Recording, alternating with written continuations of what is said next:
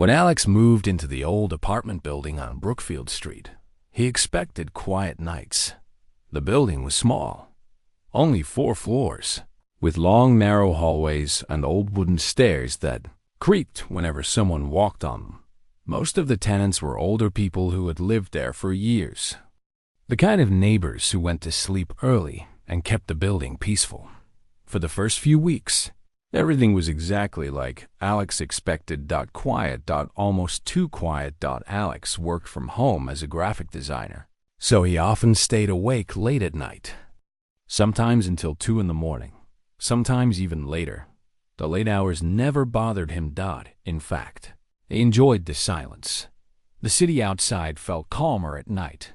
Cars were rare. The streets looked empty. It was the perfect time to focus on work.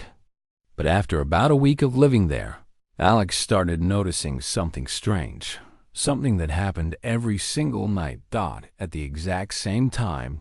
It always started at 3 o'clock a.m. At first, Alex didn't pay much attention to it. He simply heard footsteps in the hallway. Slow footsteps. Someone walking toward the stairs. That wasn't unusual. Apartment buildings always had occasional noise. People coming home late. Someone grabbing water from the kitchen. Things like that. But after a few nights, Alex realized something strange. The footsteps always happened at exactly the same time. Every night. 3 a.m. one night. While working on his laptop, Alex looked up at the clock on his desk. 2:59 a.m. The hallway outside his apartment was silent, just like always. Then, right when the clock changed to 3 o'clock, he heard the sound again. Footsteps. Slow. Careful. Walking down the hallway. Alex paused his music and listened. The footsteps moved past his door, then continued toward the stairwell. He stood up quietly and walked to the door. Curious. The hallway light outside was dim. Old yellow bulbs that flickered slightly. Alex opened the door just a little and looked out. A man was walking down the hallway. Alex recognized him immediately. It was the neighbor from the apartment at the end of the hall. Apartment 3B. Alex had seen him only once before. A tall man. Thin. Probably in his late 40s. He wore the same dark coat every time Alex saw him. Even indoors. The man walked slowly toward the stairs. His footsteps were quiet but steady.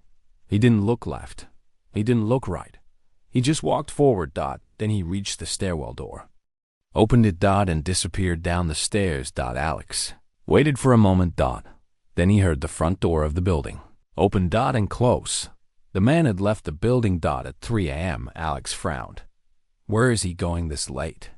He whispered. The next morning, Alex forgot about it. But the same thing happened again that night. And the night after that. And the night after that. Every night. Exactly 3 a.m. The same footsteps. The same man. The same dark coat. Walking down the hallway. Leaving the building. But one thing bothered Alex the most.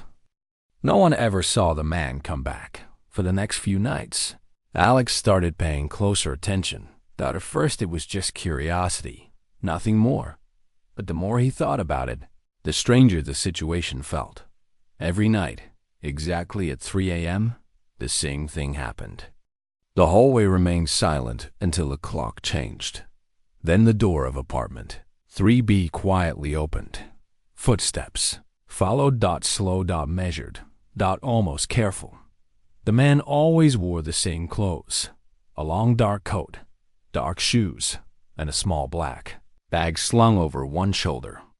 Alex had never seen what was inside the bag. The routine never changed. The man walked down the hallway, reached the stairwell, then disappeared downstairs. Moments later, the front door of the building opened and closed. Then everything returned to silence, like nothing had happened. One night, Alex decided to check something. Instead of going back to his desk, he stayed by the door. Waiting. Listening. 5 minutes passed. 10 minutes. 20 minutes. The hallway stayed quiet. The man didn't return. Alex walked into the hallway and looked toward apartment 3B. The door was closed again, but the hallway outside, it was empty. He frowned. That didn't make sense. If the man left the building, he had to come back eventually, but Alex had never once heard him return. The next afternoon, Alex mentioned it to another neighbor. An older woman named Mrs. Dalton who lived across the hall. She was watering a small plant near her door when Alex spoke to her. "Have you ever noticed the guy in 3B leaving at night?" Alex asked casually. Mrs. Dalton stopped watering the plant. Slowly, she looked up at him. "You heard that too?" she said quietly. Alex blinked. "So you know about it?" Mrs. Dalton nodded slowly. "Yes." Alex expected her to laugh it off, maybe say the man worked night shifts or had insomnia, something normal. But she didn't say anything like that. Instead, she leaned slightly closer and lowered her voice. "He's been doing that for years." Alex frowned. "Years?" Mrs. Dalton nodded again. "Every night." "Where does he go?" The old woman hesitated. Then she shrugged slightly. "No one knows." Alex felt a strange chill. "You've never seen him come back?" Mrs. Dalton looked down the hallway toward apartment 3B. Then she shook her head slowly. "No." Alex felt the question forming in his mind before he even realized it. "Then how does he get back inside?" Mrs. Dalton didn't answer immediately. Instead, she looked toward the stairwell, like she was remembering something. Then she said something that made Alex uneasy. "The same way he leaves." Alex waited for her to explain, but she didn't. She simply picked up her watering can and went back into her apartment. That night, Alex decided to stay awake again.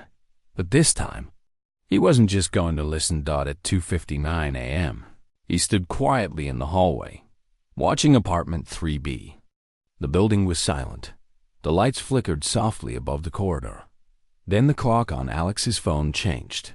3 o'clock.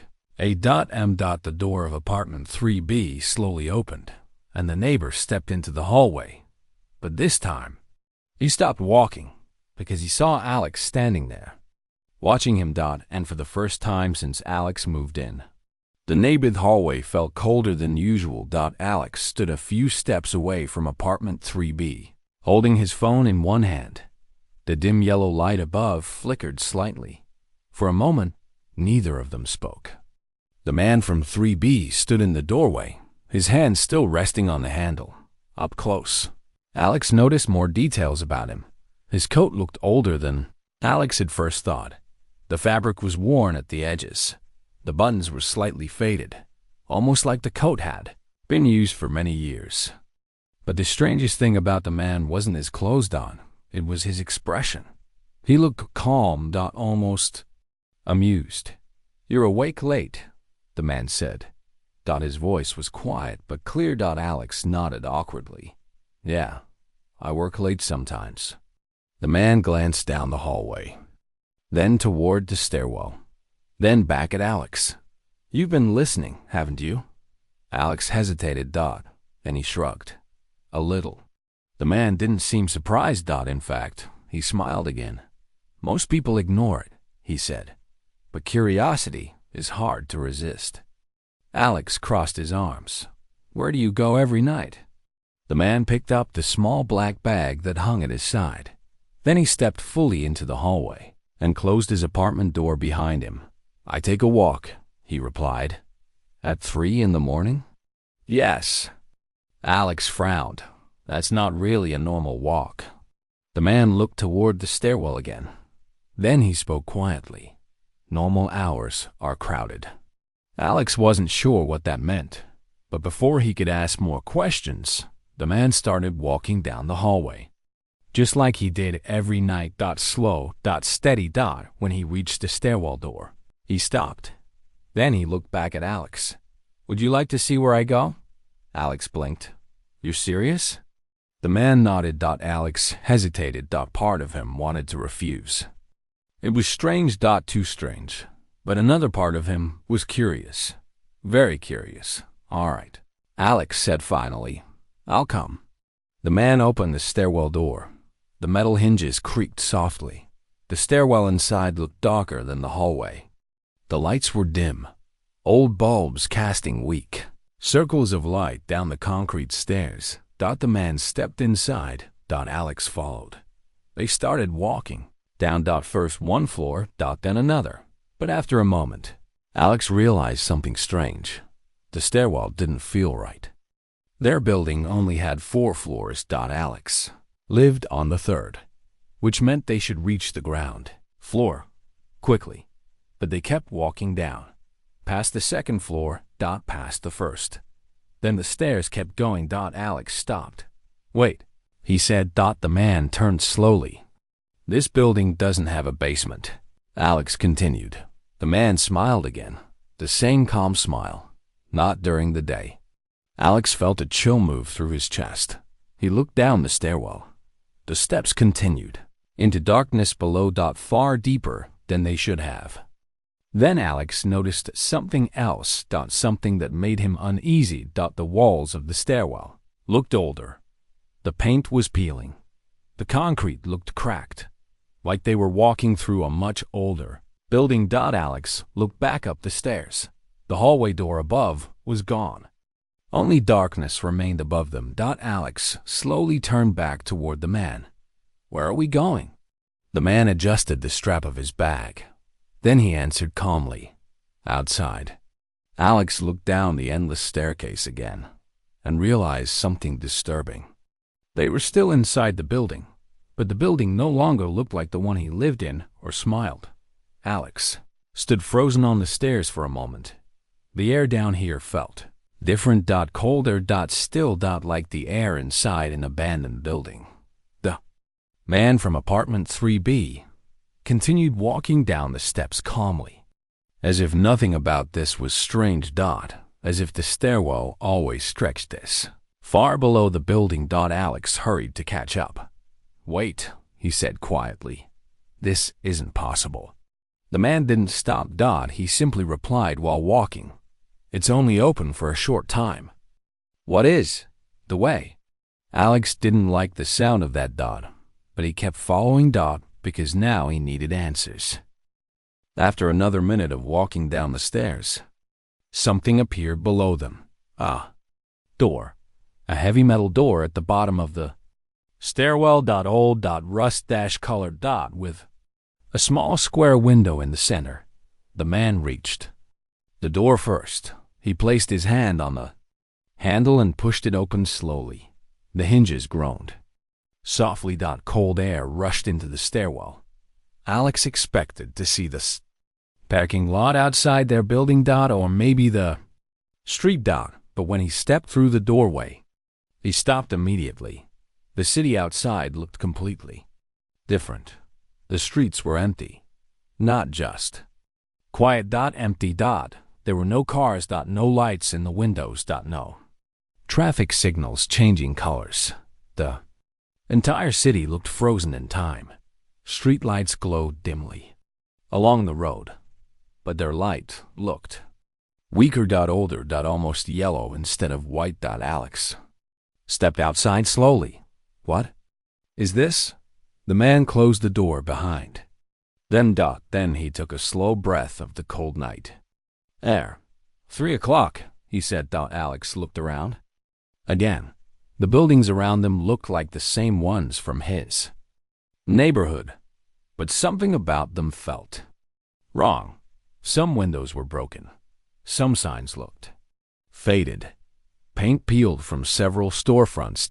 It looked like the same city, but from a different time. Alex turned back toward the stairwell door, but the door had changed. The building behind them looked older. Much older, like it had been standing there for decades without repair. Alex's voice grew tense. "Where are we?" The man began walking down the empty street. "Same place," he sighed. "Different hour." Alex followed him. Slowly, the sound of their footsteps echoed across the silent street. "How long have you been doing this?" Alex asked. The man thought for a moment. Then he shrugged. Long enough. They walked past several buildings. Shops. Apartments. A small cafe on the corner. But everything looked abandoned. Frozen.